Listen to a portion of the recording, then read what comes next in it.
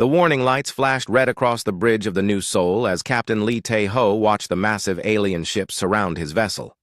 The human exploration ship looked tiny next to the dark metal warships that blocked every escape route. Each alien ship was 3 times bigger than his own and bristled with weapons that could turn the New Sol into space dust in seconds.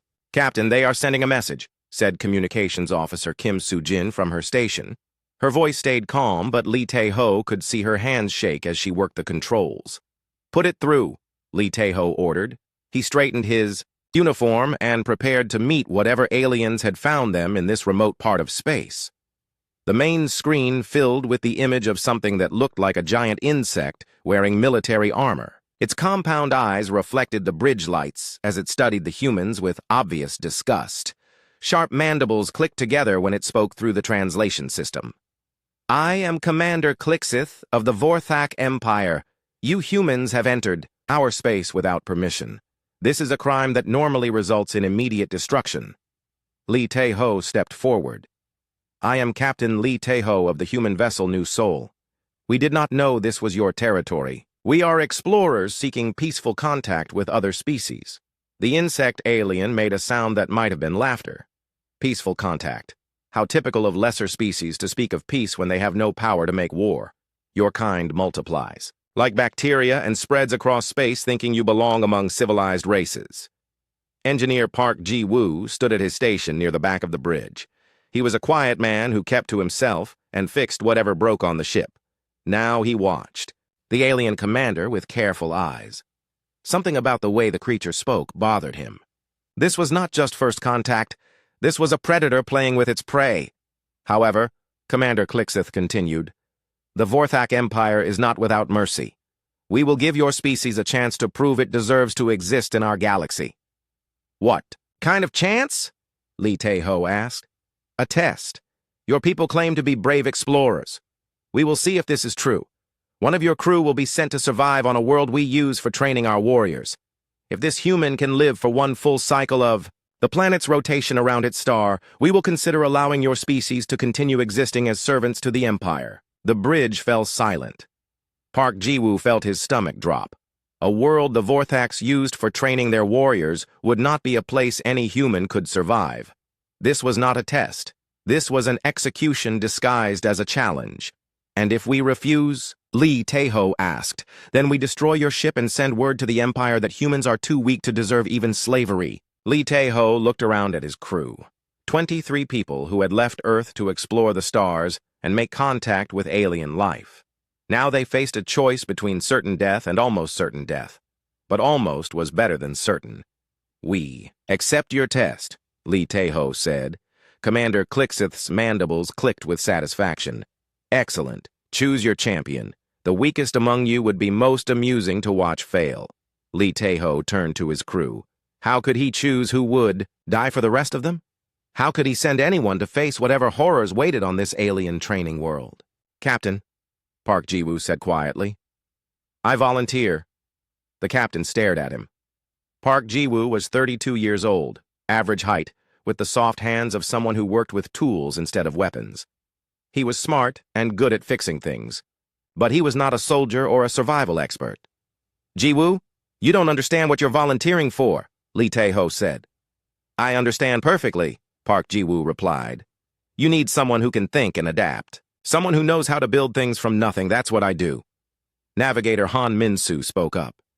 "We should draw lots. It's the only fair way." The crew agreed. 23 names went into a container. Lee Tae-ho reached in and pulled out a slip of paper. He unfolded it and read the name written there. Park Ji-woo had won the lottery that would probably kill him. Commander Clixith watched this process with obvious amusement. "How touching. Your species chooses death by random chance rather than sending your strongest. This proves how little you understand about survival." Within hours, Park Ji-woo found himself aboard a Vorthak transport ship. The aliens had stripped him of everything except basic clothing and given him what they called survival equipment. The gear looked like it had been designed to fail. A water purifier that would break after a few uses. Food bars that would last maybe a week. A shelter that would collapse in strong wind. tools made of soft metal that would bend or break with hard use.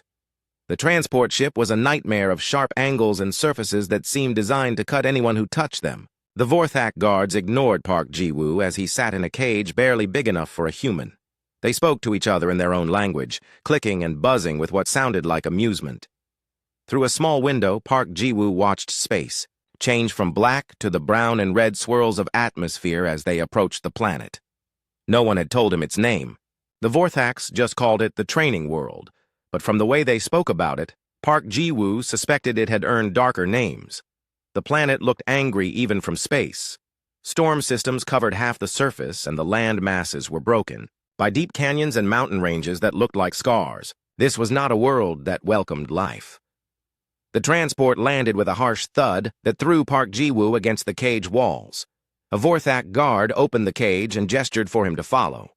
They walked through corridors that smelled of metal and something else Park Ji-woo could not identify until they reached the exit ramp. Death. The planet smelled like death. Outside the ship, the air was hot and dry with a bitter taste that made Park Ji-woo's eyes water. The ground was red rock broken by patches of something that might have been plants if plants could be black and twisted like burned wire. In the distance, mountains rose like broken teeth against a sky the color of dried blood. Commander Clixeth had come down to watch the humans' final moments of safety. "Welcome to your new home, little human. This world has been home to our greatest warriors and our worst criminals. Both groups learned important lessons about the nature of strength. You will learn the same lessons, though I doubt you will live long enough to appreciate them." The alien commander gestured to the landscape around them. "Your kind thinks intelligence matters more than strength. You believe tools can replace claws and fangs. This world will teach you how wrong you are. When we return in one cycle to collect your bones, perhaps your species will finally understand their place in the natural order." The Vorthaks loaded Park Ji-woo's pathetic survival gear into a pile near the landing site and climbed back into their transport. The engines roared to life and the ship lifted into the red sky, leaving the human alone on a world that had been designed to kill. Park Ji-woo picked up his gear and looked around at the hostile landscape. Somewhere in the distance, something howled with a sound that made his skin crawl. The wind carried scents of things he did not want to identify, but Park Ji-woo smiled as he shouldered his pack and started walking toward the mountains. "Commander." Clixeth had made one critical mistake. He assumed that humans were just another species trying to survive through strength and violence.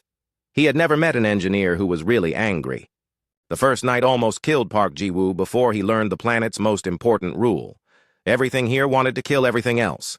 He had found what looked like a safe place to camp between two large rocks that would block the wind. The shelter the Vorthaks had given him was a joke made of thin material that tore if he looked at it wrong, but it was better than sleeping in the open. He set up the small tent and ate one of his precious food bars while watching the red sun set behind the jagged mountains. When darkness came, it came fast and complete. The planet had no moon, and the stars were hidden by thick clouds that rumbled with constant thunder. Park Ji-woo huddled in his useless tent and tried to sleep, while strange sounds echoed across the rocky landscape. Something scratched at the rocks outside his tent around midnight. Then more scratching sounds came from different directions. Whatever was out there, there were many of them, and they were trying to surround him. Park Ji-woo lay perfectly still and listened. The scratching stopped. For several minutes, the only sound was his own breathing and the distant thunder. Then he heard something that made his blood freeze, breathing. Right outside his tent, something large was sniffing the thin walls that separated him from the darkness. The tent wall bulged inward as something pressed against it. Park Ji-woo could see the outline of what might have been a claw or a fang. The breathing grew louder, and he could smell something like rotting meat mixed with chemicals that burned his nose. Then the tent wall ripped open like paper. In the darkness, Park Ji-woo saw teeth that glowed with a pale green light. Eyes that reflected what little starlight filtered through the clouds. A creature the size of a large dog but built like a nightmare, with too many legs and skin that looked like wet leather. The creature lunged at him. Park Ji-woo rolled sideways and grabbed. The only weapon he had, a small knife the Vorthaks had included in his survival kit. The blade was barely longer than his hand and made of metal so soft it would probably bend if he hit anything solid. But the creature was not solid. When Park Ji-woo stabbed it, the knife went in easily, and the thing screamed with a sound like tearing metal. Black liquid sprayed from the wound, and where it hit Park Ji-woo's skin, it burned like acid. The creature fell backward, but two more appeared in the hole it had torn in the tent. Park Ji-woo realized his mistake. The tent had been a trap. Its bright color and strange smell had attracted every predator for miles around. He abandoned the tent and ran into the darkness with the creatures chasing him. Their glowing teeth made it easy to see where they were, but also showed him how many were following. At least 6 of the nightmare things bounded across the rocks behind him, making sounds like angry cats mixed with breaking glass. Park Ji-woo ran toward the mountains where he hoped the rocky terrain might slow down his pursuers. His lungs burned in the thin air and his legs ached from jumping over rocks and holes in the darkness. Behind him, the creatures were getting closer. One of them leaped at his back. Park Ji-woo spun around and slashed with his knife, cutting across what might have been the thing's face. It screamed and fell, but the others kept coming. Then Park Ji-woo's foot hit empty air and he tumbled into a crack in the rock that he had not seen in the darkness. He fell for what felt like forever before landing hard on something soft that squished under his weight. The smell told him he had landed on something that had been dead for a long time.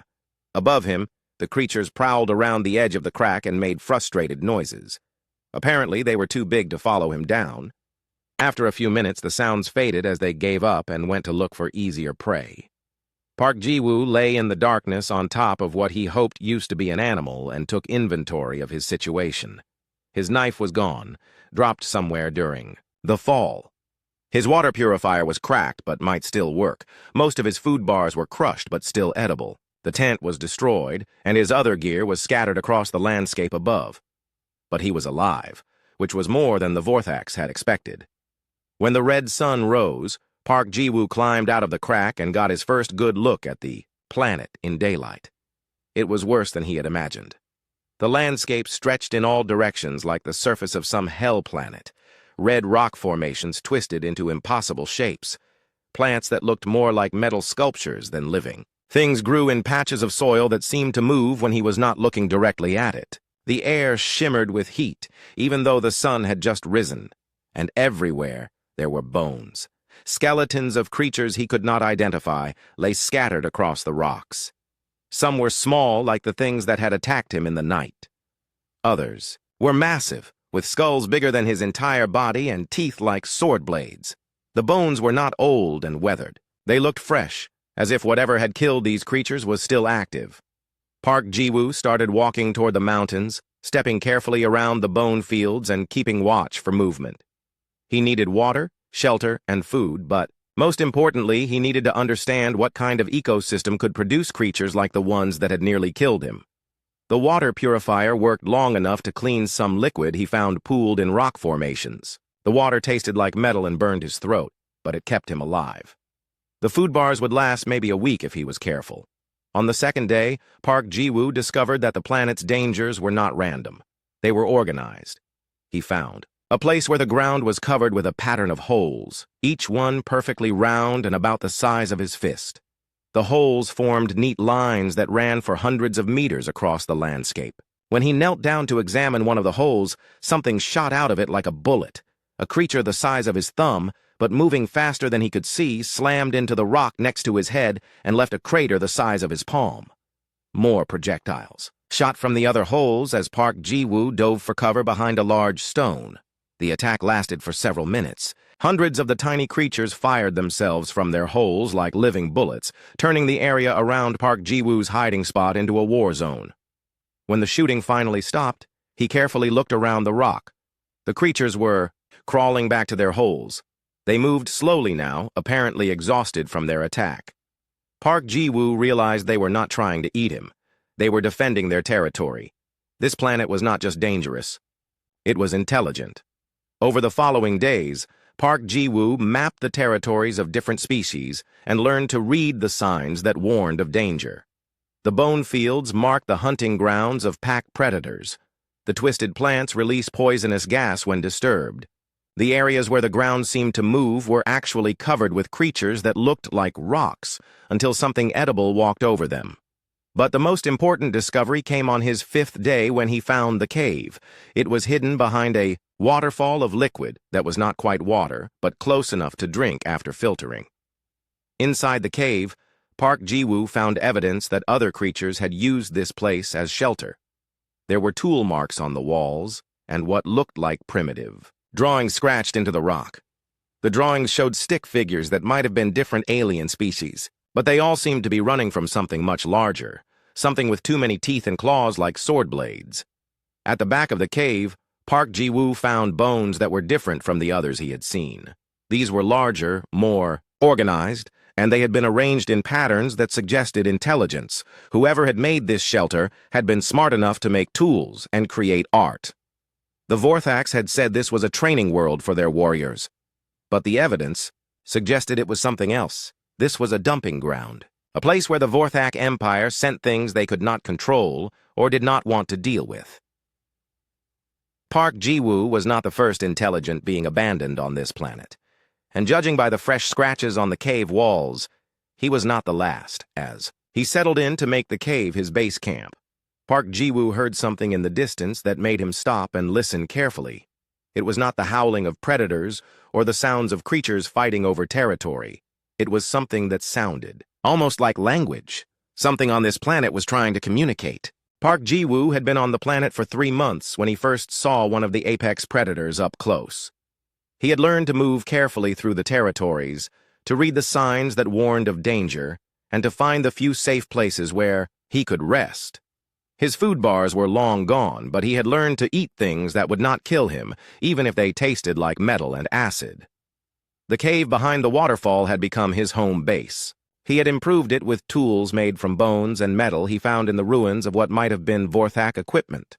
The drawings on the walls had grown as he added his own observations about the planet's ecosystem and the behavior patterns of its inhabitants. But on that morning, everything changed. He was checking his traps near a grove of the metal-looking plants when he heard sounds of battle, not the usual sounds of small predators fighting over territory, but something much larger. The ground shook with impacts, and he could hear roaring that made his bones vibrate. Park Ji-woo crept toward the sounds, moving carefully from rock to rock until he could see what was happening. In a clearing between 2 steep cliffs, 3 massive creatures were fighting something even larger. The 3 creatures looked like what would happen if someone crossed a lion with a tank and then made it twice as big. They had thick armor plating. Along their backs and sides, claws the size of sword blades and heads that were mostly teeth. Each one was easily the size of a small building. But the thing they were fighting was bigger. It looked like the 3 attackers, but built on a scale that hurt to think about. Its claws were like tree trunks tipped with metal. Its teeth could have been used as fence posts. When it roared, rocks fell from the cliff faces, and Park Ji-woo had to cover his ears to keep them from bleeding. This was clearly the apex predator of the apex predators, the thing that even the planet's most dangerous hunters feared to face. The battle was brutal and fast. The 3 smaller creatures attacked with coordination that showed intelligence, but the giant was too strong and too experienced. Within minutes, 2 of the attackers were dead, and the 3rd was badly wounded. The wounded creature tried to retreat, but one of its legs was damaged, and it could not move fast enough. The giant predator stalked after it with the patience of something that had never failed to catch its prey. Park Ji-woo watched from his hiding place and felt something he had not expected. The wounded creature was going to die, and that bothered him. It had fought bravely against impossible odds and deserved better than being hunted down while crippled. Without really thinking about what he was doing, Park Ji-woo picked up a piece of metal from an old crash site and threw it as hard as he could at the giant predator. The metal struck the creature's armored head and bounced off harmlessly, but it made enough noise to get its attention. The giant predator turned to look at Park Ji-woo with eyes like burning coals. For a moment that lasted forever. Human and monster stared at each other across the battlefield. Then the creature made a sound that might have been laughter and turned back toward its wounded prey. But the distraction had given the wounded predator time to reach a crack in the cliff face. That was too narrow for the giant to follow. The wounded creature squeezed into the crack and disappeared, leaving the giant to roar with frustration at losing its kill.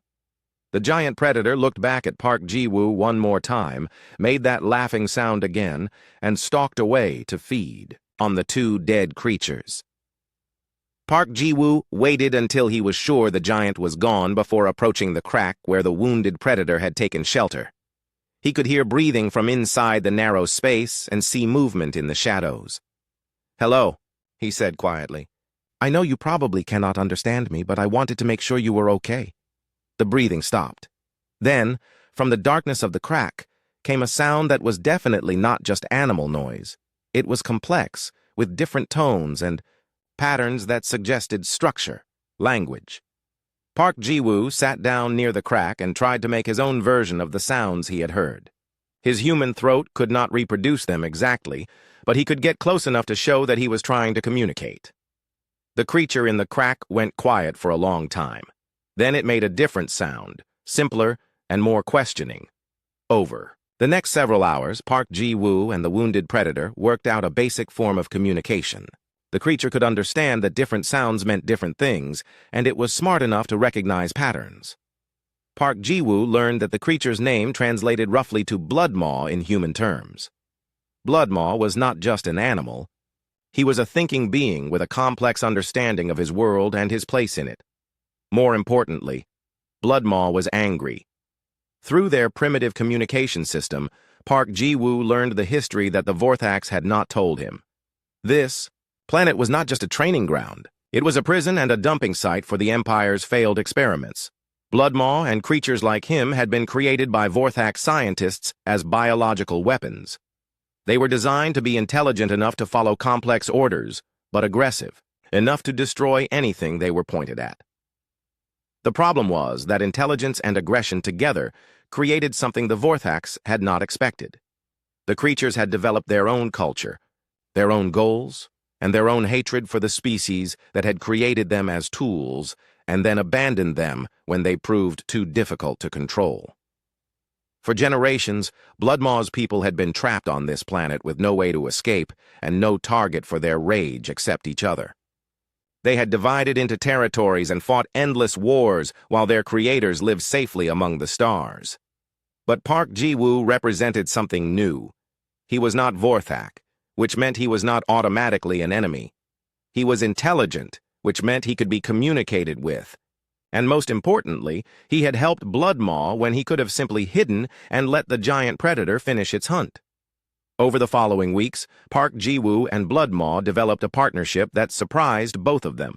Bloodmaw's knowledge of the planet's dangers kept Park Ji-woo alive, while Park Ji-woo's engineering skills solved problems that had frustrated the predator for years.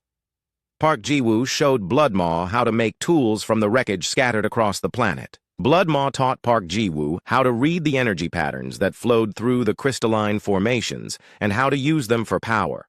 The planet's crystals were not just decorative. They were part of a natural energy network that the original inhabitants had learned to tap. With Bloodmaw's guidance, Park Ji-woo built devices that could channel this energy into weapons and tools far more effective than anything the Vorthax had given him. But the most important thing Bloodmaw taught him was about the other intelligent predators scattered across the planet. Bloodmaw's pack was just one of many groups that had developed from the Vorthak experiments. Each group had different abilities and different specialties, but they all shared the same burning hatred for their creators.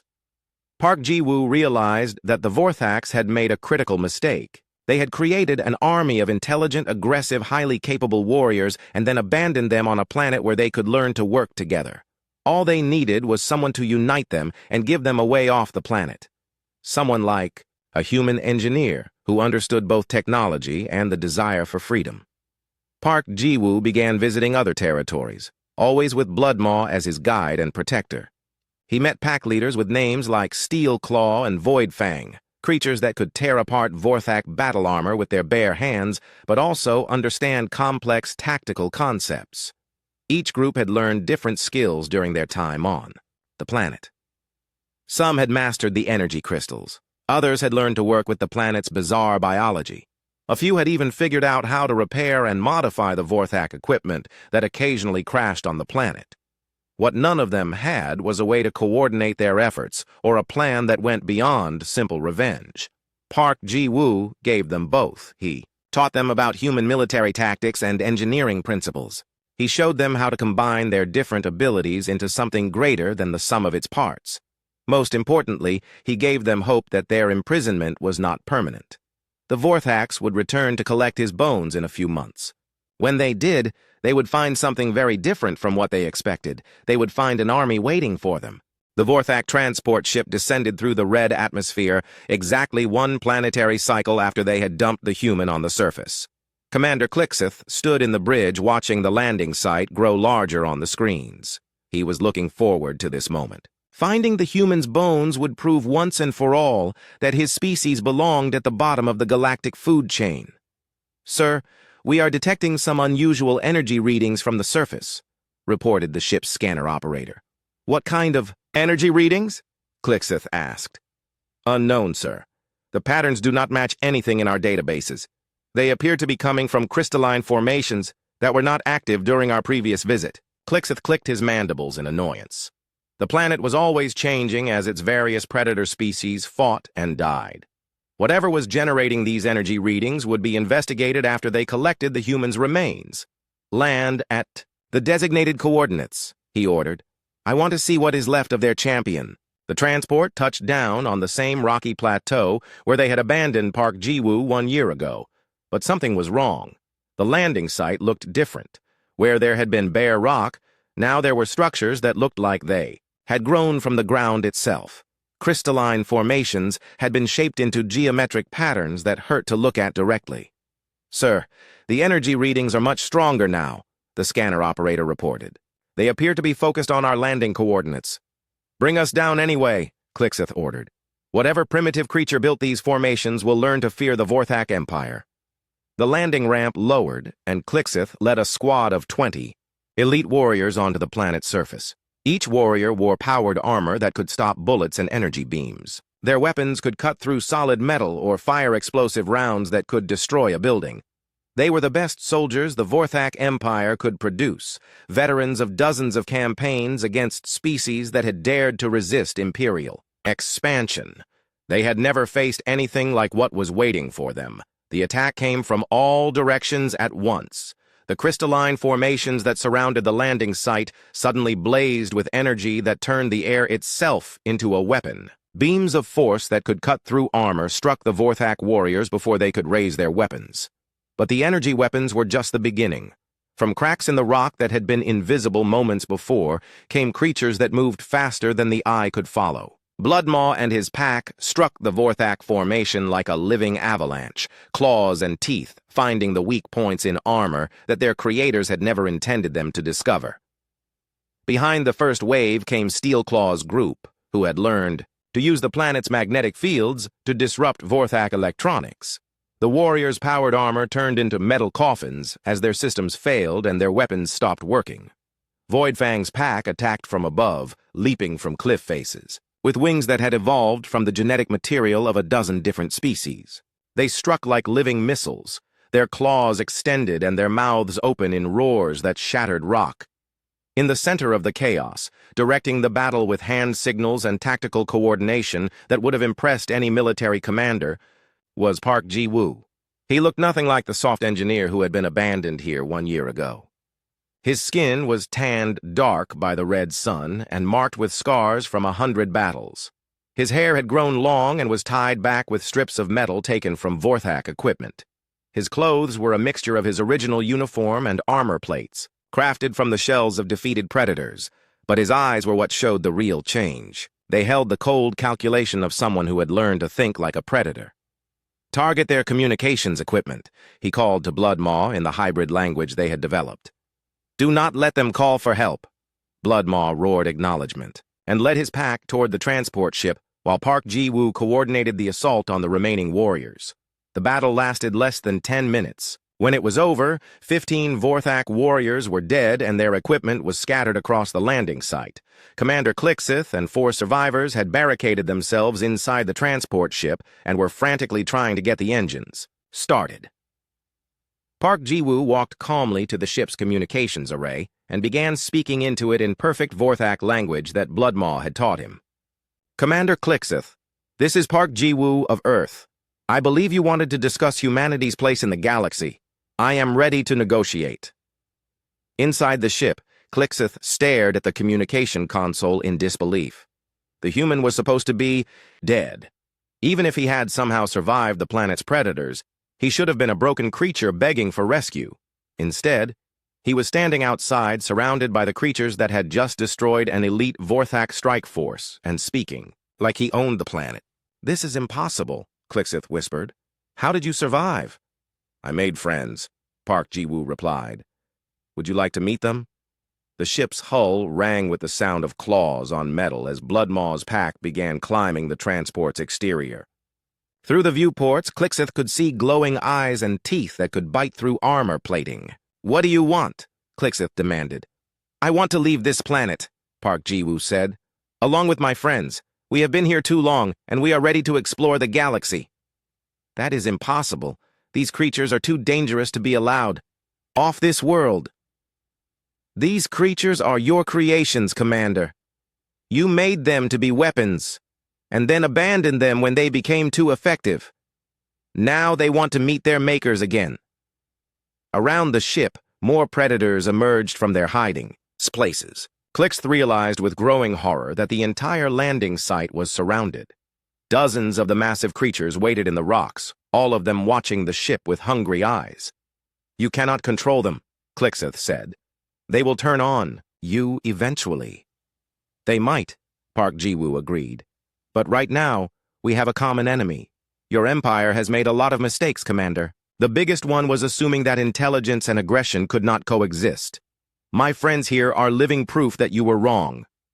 The ship's engines finally started, but before Clixith could lift off, something slammed into the hull with enough force to crack the armor plating. One of the giant apex predators, the same species that had nearly killed Bloodmaw months ago, was now working with the smaller packs to prevent the Vorthaks from escaping.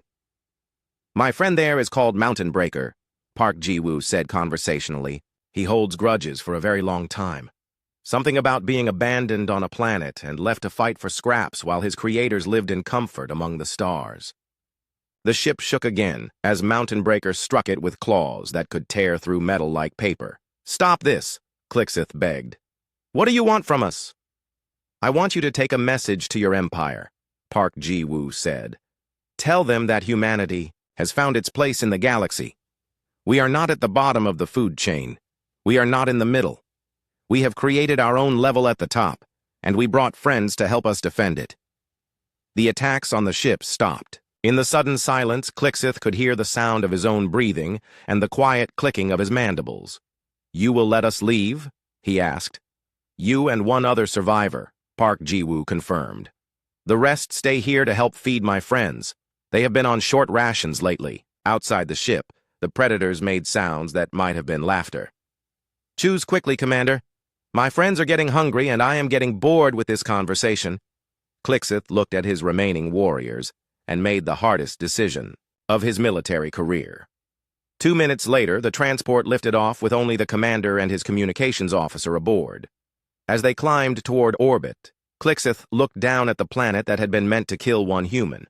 Instead, it had created something the galaxy had never seen before, an alliance between human intelligence and predator instinct. In the cargo hold of the departing ship, hidden among the supplies, something moved in the shadows and settled in for the long journey to Vorthak space. 6 months after Park Ji-woo had disappeared into the red atmosphere of the Nightmare Planet, the crew of the New Soul received a transmission that made them question their own sanity. "New Soul, this is Engineer Park Ji-woo requesting permission to dock. I am returning from my assignment, and I have brought some colleagues who would like to meet you."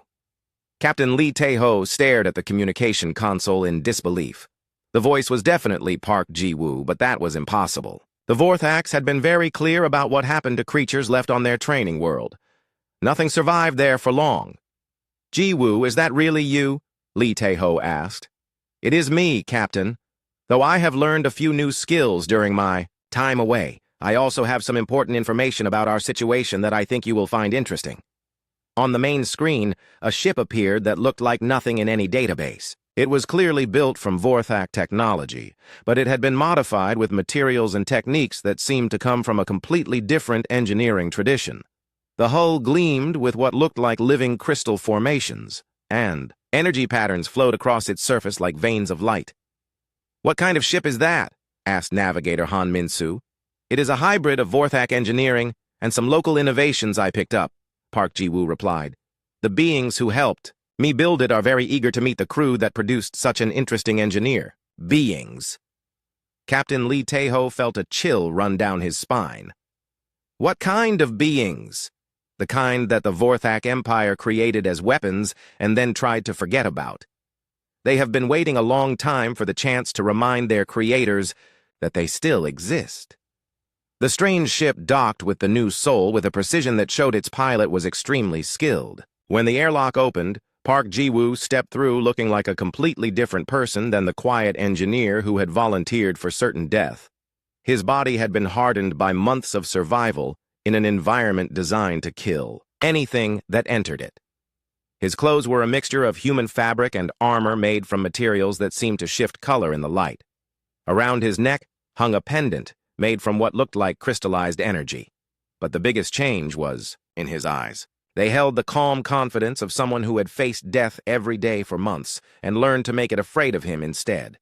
Behind him came something that made the entire crew step backward in shock.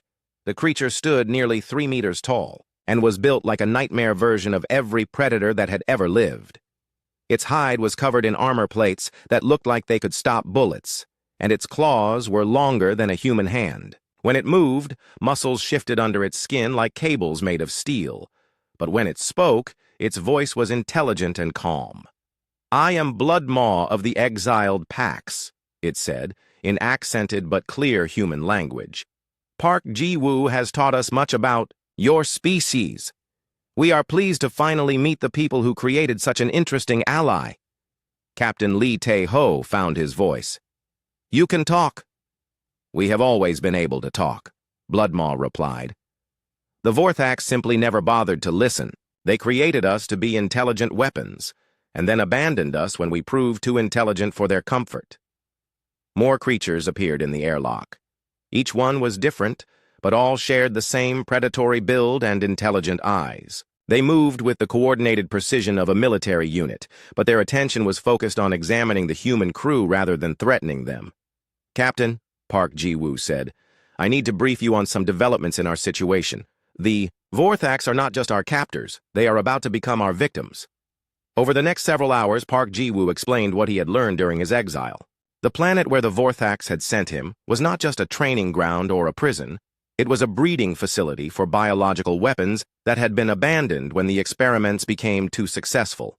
The Exiled Pax, as they now called themselves, were the descendants of dozens of different weapon programs. Each pack had developed different abilities over the generations of isolation, but all shared the same burning hatred for the Empire that had created and abandoned them. "They have been planning their revenge for decades," Park Ji-woo explained. "All they needed was a way off their prison planet and someone who understood Vorthak technology well enough to help them modify it for their own purposes." "And you gave them both," Lee Tae-ho said. "I gave them what they needed to escape. In return, they gave me something the Vorthaks never expected a human to have." "What?" Park Ji-woo smiled, and for a moment, Captain Lee Tae-ho saw something predatory in his engineer's expression. "An army." The confrontation with Commander Clixith came sooner than expected. The Vorthak fleet arrived within hours, apparently alerted by some signal from the hybrid ship. 3 massive warships surrounded the new Soul and demanded immediate surrender. "Humans of the vessel New Soul," Commander Clixith's voice came over the communication system. "You will surrender the criminal Park Ji-woo and the stolen Vorthak technology immediately. Your compliance will determine whether your species faces enslavement or extinction." Captain Lee Tae-ho was about to respond when Park Ji-woo stepped forward. "Commander, this is Park Ji-woo. I have been looking forward to our reunion. You should have died on that planet, human. Your survival is an insult to the natural order." "The natural order has changed, Commander. Would you like a demonstration?" Before Clixith could respond, the space around the Vorthak fleet filled with ships that seemed to appear from nowhere. The hybrid vessels moved with inhuman grace, their crystal formations blazing with energy that made the vacuum itself glow. But more impressive than the ships were their crews. Through the viewports of the Vorthak vessels, the aliens could see creatures that they recognized with growing horror. The biological weapons they had created and abandoned had not only survived, but thrived. And now they had returned. "You see, Commander," Park Ji-woo said conversationally, "my friends have been very patient. They spent generations trapped on that planet, fighting each other because they had no other targets for their aggression. But now, they have something better to hunt." The battle that followed was not really a battle at all. It was a demonstration of what happened when predators designed to kill Vorthaks were given advanced technology and unified leadership. The exiled packs had spent months studying every weakness in Vorthak ship design and military doctrine. Their attacks were precisely targeted to disable rather than destroy, leaving the enemy vessels helpless but intact.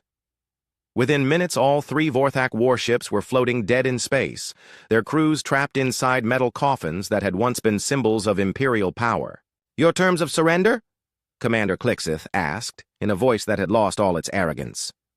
"Simple," Park Ji-woo replied. "The Vorthak Empire will withdraw all claims to human space and recognize our species as an independent power.